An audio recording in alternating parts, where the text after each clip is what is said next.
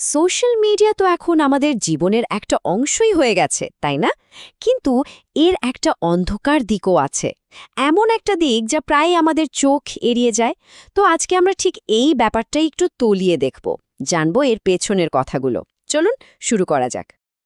আচ্ছা, এই প্রশ্নটার সাথে মনে হয় আমরা সবাই পরিচিত, তাই না? ঘন্টার পর ঘন্টা কেটে যাচ্ছে ফোনের স্ক্রিনে, অথচ আমরা টেরই পাচ্ছি না। এই যে সময়টা হারিয়ে যাচ্ছে, এটাই হয়তো সোশ্যাল মিডিয়ার সবচেয়ে অবভিয়াস বা স্পষ্ট ক্ষতি। কিন্তু ক্ষতিটা কি শুধু এই সময়েরই, নাকি এর পেছনের গল্পটা আরও অনেক গভীর? তো প্রথমেই চলুন দেখি আমাদের মানসিক স্বাস্থ্যের ওপরের প্রভাবটা ঠিক কেমন। এটা কিন্তু বেশ সূক্ষ্ম, কিন্তু খুবই গভীর একটা ব্যাপার। দেখুন, সোশ্যাল মিডিয়াকে তো একটা সাজানো গোছানো জীবনের অ্যালবাম বলা যায়, তাই না? সবাই তাদের জীবনের সেরা মুহূর্তগুলোই সেখানে তুলে ধরে। আর আমরা কি করি? আমরা আমাদের প্রতিদিনের সাধারণ জীবনের সাথে ওই অসাধারণ মুহূর্তগুলোর তুলনা করতে শুরু করি। আর ঠিক তখনই আমাদের আত্মবিশ্বাস কমে যেতে থাকে, আর তৈরি হয় স্ট্রেস আর হতাশার একটা চক্র। আর এই যে তুলনা, এই যে নিজেকে ছোট মনে করা, এখান থেকেই কিন্তু জন্মায় এক ধরনের আসক্তি বা নির্ভরশীলতা। একবার ভাবুন তো, ওই যে নোটিফিকেশন, লাইক, কমেন্ট, এগুলোর একটা না থামা স্রোত, এটা আমাদের এমনভাবে ভাসিয়ে নিয়ে যায় যে একসময় এটা একটা অভ্যাসে পরিণত হয়। আর ফলাফল, অন্য কোনো জরুরি কাজে মনই বসতে চায় না। সব মিলিয়ে দেখলে মানসিক ঝুঁকির তালিকাটা কিন্তু বেশ লম্বা, আর সত্যি বলতে বেশ উদ্বেগজনকও। একদিকে যেমন স্ট্রেস আর ডিপ্রেশন বাড়ছে, অন্যদিকে সাইবার বুলিং বা অনলাইন হয়রানির মতো ঘটনা তো আছেই। এর শিকার হয়ে অনেকেই মানসিকভাবে ভেঙে পড়ছে। আর তার সাথে যোগ করুন ওইসব নেগেটিভ বা বিদ্বেষপূর্ণ কন্টেন্টের প্রভাব, যা ধীরে ধীরে আমাদের চিন্তাভাবনাকেই বিষাক্ত করে তোলে। তো মানসিক স্বাস্থ্যের কথা তো গেল, এবার চলুন দেখি এই ডিজিটাল অভ্যাসগুলো আমাদের বাস্তব জীবনকে, মানে আমাদের প্রতিদিনের জীবনকে কিভাবে ক্ষতি করছে।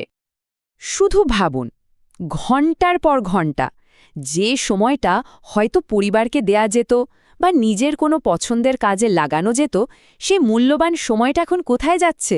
অজান্তেই স্ক্রোলিংয়ের পেছনে। আর এর ফলে কি হচ্ছে? আমাদের বাস্তব জীবনের দায়িত্বগুলোই কিন্তু পিছিয়ে পড়ছে। আর এখানেই কিন্তু তৈরি হচ্ছে একটা বড় সমস্যা। মানে ভার্চুয়াল জগতের বন্ধুদের সাথে সংযোগ বাড়াতে গিয়ে আমাদের বাস্তব জীবনের সম্পর্কগুলো, যেমন পরিবার, কাছের বন্ধু, এগুলো কেমন যেন অবহেলিত হয়ে যাচ্ছে।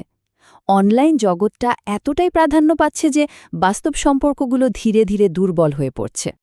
ব্যাপারটা অনেকটা একটা দুষ্ট চক্রের মতো।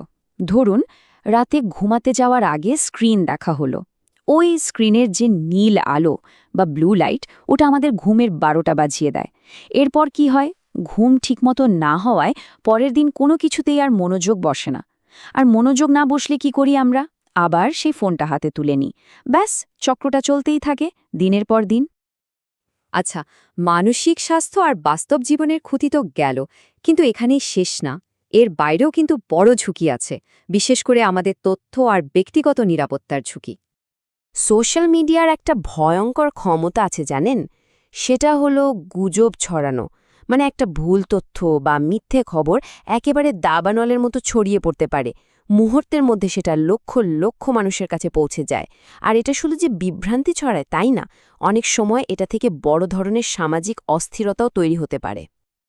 আর এখানেই শেষ নয়। আমরা নিজেদের সম্পর্কে যত বেশি তথ্য অনলাইনে শেয়ার করি, নিজেদের অজান্তেই কিন্তু তত বড় বিপদ ডেকে আনি। ভাবুন তো একবার, অ্যাকাউন্ট হ্যাকিং তো এখন প্রায়ই শোনা যায়, কিন্তু এর থেকেও ভয়ঙ্কর ব্যাপার ঘটতে পারে। যেমন ধরুন, পরিচয় চুরি হয়ে যাওয়া বা আপনার শেয়ার করা ডেটা ব্যবহার করে ব্ল্যাকমেইলিংয়ের মতো ঘটনাও কিন্তু অসম্ভব না। তাহলে সব শেষে একটা প্রশ্ন রেখে যাই, এই যে ডিজিটাল জগৎ, যেখানে আমরা আমাদের সময় আর মনোযোগ দিচ্ছি, সেখানে আমাদের এই মনোযোগ জিনিসটাই কি আসল পণ্য? মানে ওটাই কি বিক্রি হচ্ছে? যদি উত্তরটা হ্যাঁ হয়, তাহলে আমাদের এই সবচেয়ে মূল্যবান সম্পদটা আমরা কোথায় আর কিভাবে খরচ করছি, সেটা কি একবার নতুন করে ভেবে দেখার সময় আসেনি?